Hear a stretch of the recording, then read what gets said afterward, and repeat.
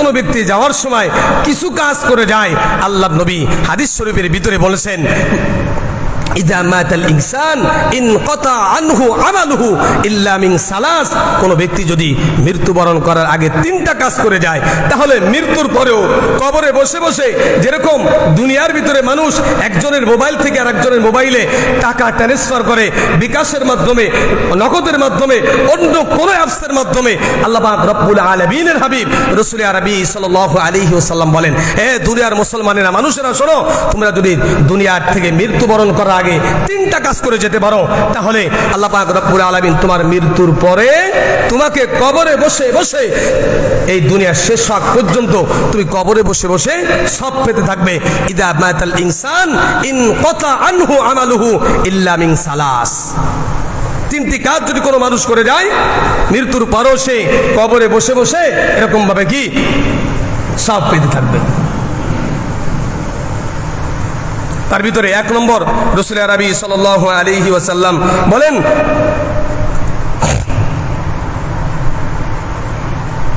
ইল্লা মিন সাদাকাতিন জারিয়া। 1 নম্বর সদকায়ে জারিয়া। সদকায়ে জারিয়া আল্লাহর সন্তুষ্টির জন্য আল্লাহর ঘর, নবীর ঘর এবং অসহায় এতিম মিসকিন, এই সমস্ত জায়গায় আল্লাহর জন্য খরচ করা, সাদাকা করা যদি কোনো ব্যক্তি করে, রাসূল সাল্লাল্লাহু আলাইহি সাল্লাম বলেন, আপনি 10 টাকা দান করছেন মসজিদে। আজকে এই মসজিদের বয়স, নামাজ হচ্ছে 5 ওয়াক্ত নামাজ হচ্ছে বা জুমার নামাজ সহ প্রায় 11 বছর, 11 বছর চলতেছে। এখানে জুমার নামাজ সুদ্ধা হচ্ছে। এর আগে বিদ হয়েছে কিন্তু নামাজ হয় নাই, আর সাদ হয়েছে পরে রমজান মাসে তারাবি নামাজ পড়ছে, 5 ওয়াক্ত নামাজ পড়ছে, কিন্তু কুরবানির পর থেকে এখানে জুমার নামাজ শুরু হয়েছে। ওই দিন থেকে নিয়ে পর্যন্ত ওই মসজিদের প্রথম যেই দিন জুমা হয়েছে, ওই জুমার দিন আমরা মসজিদের জন্য কিছু কালেকশন করেছিলাম। ফ্যান অনেকেই দিয়েছিলেন, প্রায় 28-29টে ফ্যান এই মসজিদে কালেকশন হয়েছিল। সেই ফ্যানগুলোই যে এখনো আছে, জ্বলতেছে। রাসূল বলেন, এই ভালো কাজের শুরু থেকে তুমি 10টা টাকা দান করেছো। এই 10 টাকা দান করার পরে হয়তোবা তোমার একটা ফ্যান 2000-2500 টাকা নিছে, ওই 2500 টাকা দিয়ে তুমি একটা ফ্যান কিনে দিছো, ওই ফ্যানটা এখনো পর্যন্ত মসজিদে ঝুলতেছে। 100 টাকা দিয়ে মসজিদে একটা লাইট কিনে দিয়েছো, বা 2000 টাকা দিয়ে মসজিদে একটা নিরাপত্তার জন্য একটা জিনিস কিনে দিয়েছো। তো ওই জিনিসটা যতদিন আছে তুমি দুনিয়ার থেকে চলে গেছো, কিন্তু এই মসজিদে এখনো পর্যন্ত 5 ওয়াক্ত আজান হচ্ছে, 5 ওয়াক্ত নামাজ হচ্ছে, মসজিদে মুসল্লিরা ঢুকতেছে, নামাজ আদায় করতেছে। আপনার জন্য দোয়া করুক বা না করুক, আপনার জন্য দোয়া করা লাগবে না। আপনি একটা ফ্যান দিছেন, একটা লাইট দিছেন, মাইক দিছেন, এটা আপনার জন্য কেউ দোয়া করে না। আপনি মনে করেন আপনার জন্য তো দোয়াই করে না, না, দোয়া করার দরকারও নাই। আপনি দিয়েছেন কিসের জন্য? আপনি দিয়েছেন যে মসজিদে একটা ফ্যান চলবে, মুসল্লিরা আরামের ভিতরে নামাজ আদায় করবে। রাসূল বলেন, তোমার ওই নিয়তটাই সহি, যেহেতু ওই সহি নিয়তের কারণে কিয়ামতের ময়দানে 10টা টাকা বা 1000-2000 টাকার বিনিময় কিয়ামতের ময়দানে লক্ষ লক্ষ লক্ষ কোটি কোটি টাকা দান করা সব যখন আপনার আমল নামায় উঠানো হবে, তখন ফেরেশতারা যখন আমল নামার ভিতরে উঠাইতেছে, তো বান্দা বলতেছে, এই ফেরেশতারা খাড়াও, এই যে এত বড় বোঝা কিসের? তোমার নেক আমল। উনি নেক আমল পর্যবেক্ষণ করলেন, চতুর্দিকে দেখলেন ঘুরে ফিরে, এটা তো আমার মনে হয় না, কারণ আমি এত নেক আমল করি নাই। আমরা প্রত্যেকে জানি ভাই, কে কতটুকু আমল করি এটা আমরা জানি। হ্যাঁ, কেউ না জানলো আমি তো জানি যে আমি কি রকম মানুষ। তো ফেরেশতারা যখন এরকম ভাবে এত বড় বিশাল এক নেক আমলের স্তূপ যখন তার আমল নামায় ওজন করা হবে মিজানের পাল্লায়, তখন ফেরেশতাদেরকে বলবে, শোনো, তোমরা যে আমার মিজানের পাল্লায় আমার নেক আমলের সাথে এই নেক আমলগুলো মাফ করতেছো, কিন্তু খবরদার, নেক আমল মাফ করার পরে কিন্তু আলাদা করতে পারবে না। নেক আমল মাফ করার পরে আলাদা করতে পারবো না, এখানে রেখে দিতে হবে। একটু ভালো করে দেখো, এটা তো আমার মনে হচ্ছে এটা আমার নেক আমল না। তো আল্লাহ পাক রব্বুল আলামিন তখন এই ফেরেশতাকে বলবে, হে ফেরেশতা, আমার ভিডিওটা চালু করো। ওই যে 15 সালে মসজিদ উদ্বোধন করেছিল, ওই সময় 2,000-2,500 টাকা দিয়ে একটা ফ্যান কিনে দিয়েছিল মসজিদে, একটা লাইট কিনে দিয়েছিল, বা মসজিদের মাইক কিরায় করার জন্য কিছু অর্থ দিয়েছিল, বা মসজিদে এসি লাগানোর জন্য কিছু অর্থ দিয়েছিল। এটা ভিডিওটা চালু করো, এরপরে ভিডিও চালু করবে, বান্দার সামনে সব স্পষ্ট দেখা যাবে। বান্দা দেখবে যে আমি ওই 15 সালে দান করেছিলাম 100 টাকা, সেই 100 টাকা দান বাড়তে বাড়তে বাড়তে বাড়তে বাড়তে বাড়তে আজকে লক্ষ না কোটি কোটি এরকম নেক টাকা দান করার সব আজকে এরকম পরিণত হয়েছে। তখন আল্লাহ পাক রব্বুল আলামিন বান্দাকে ডাক দেবে, বান্দা তুই আল্লাহর জন্য, আল্লাহর সন্তুষ্টির জন্য, মসজিদে মুসল্লিদের উপকারের জন্য, মসজিদ উন্নয়নের জন্য তুমি এই যে আমার জন্য কিছু অর্থ দান করেছে, সেই অর্থটা আমি আল্লাহ তাআলা তোমার জন্য এরকম ধ্বংস করে দিই নাই, আমি নষ্ট করে দিই নাই। রাসূল সাল্লাল্লাহু আলাইহি সাল্লাম হাদিসটা বোঝানোর জন্য তাফসিরের ভিতরে মুফাসসির মুহাদ্দিস লিখেছেন যে আপনি একটা আম গাছ লাগাইলেন। আচ্ছা, একটা আম গাছ লাগাইতে কয়টা বুড়া লাগে? হাতি যাকে আমরা বলি, একটা। তো একটা আম গাছের জন্য একটা হাতি যথেষ্ট। তা লাগানোর পরে একটা গাছ হইছে, গাছ হওয়ার পরে 2 বছর 3 বছর 5 বছর পরে এবং ফুল শুরু হয়েছে। দেখালেন পরের বছর ফুলের ভিতর থেকে 20টা আম হয়েছে। 20টা আম হওয়ার পরে এখন আপনি ওই বছর ওই 20টা আম খাইয়া ওই 20টা হাঁটি কি করলেন? লাগাই দিলেন। আবার পরের বছর ওই 20টা গাছ হবে। এখন যেই গাছটা আপনার প্রথমে আছে ওই গাছে তো আবার ফল ধরবে। তো এইভাবে যদি আপনি 20 বছর পর্যন্ত যে কয়টা ফল হয় প্রত্যেকটা ফল আপনি খাইবেন এবং হাঁটিগুলো জমিনে রোপণ করবেন, তাহলে আপনার কতগুলো গাছ হবে? বাড়বে না কমবে?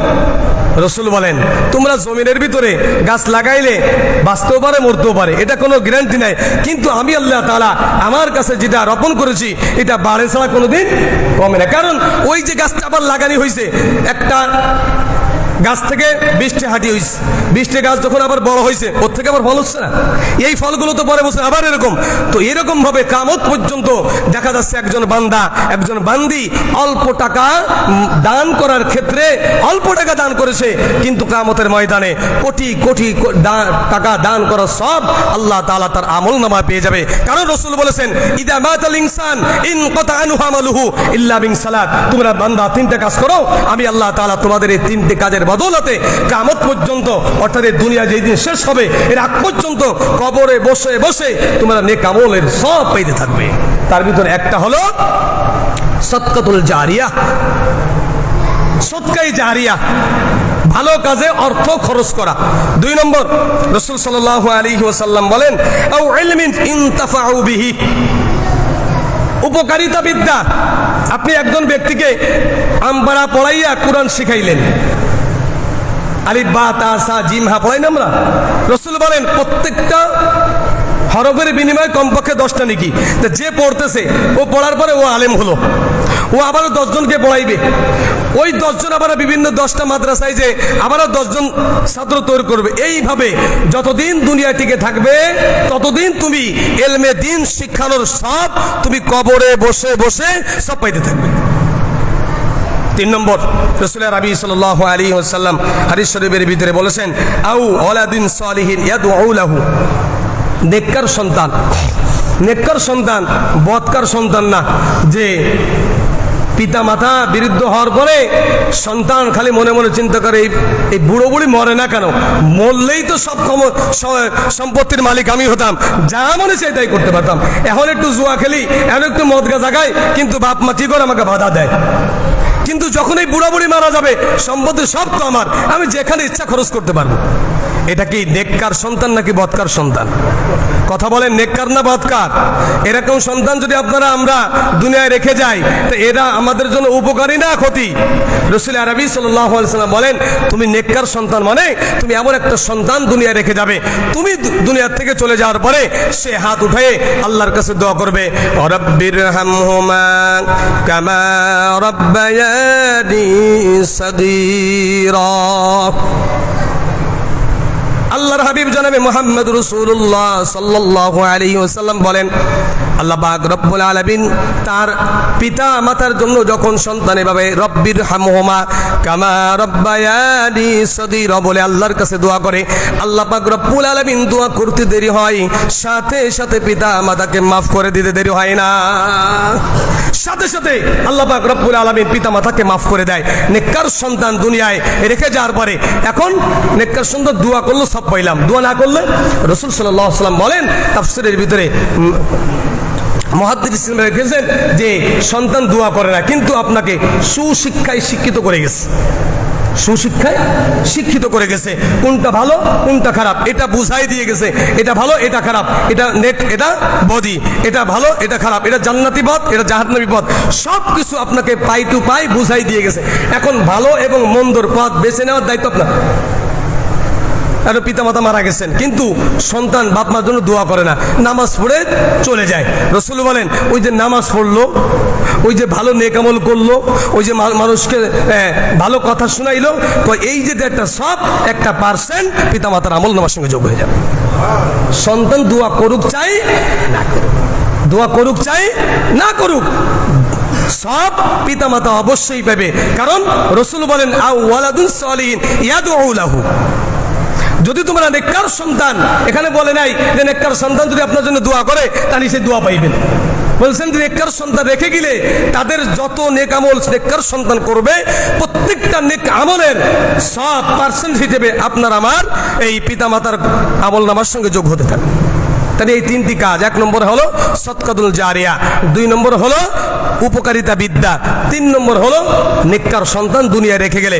এই 3টা আমল যদি কোনো ব্যক্তি করে তাহলে রাসূল বলেন ওই লোকটা মৃত্যুবরণ করার পরেও কবরে বসে বসে বসে বসে তার আমল নামা খালি বৃদ্ধি থাকবে, সব বেশি হতে থাকবে। দেখা যাবে কিয়ামতের ময়দানে যখন হাসরের ময়দানে তাকে উঠানো হবে, নেক আমল করে আসছিল 1 লক্ষ, এখন হয়ে গেছে তার 10 গুণ।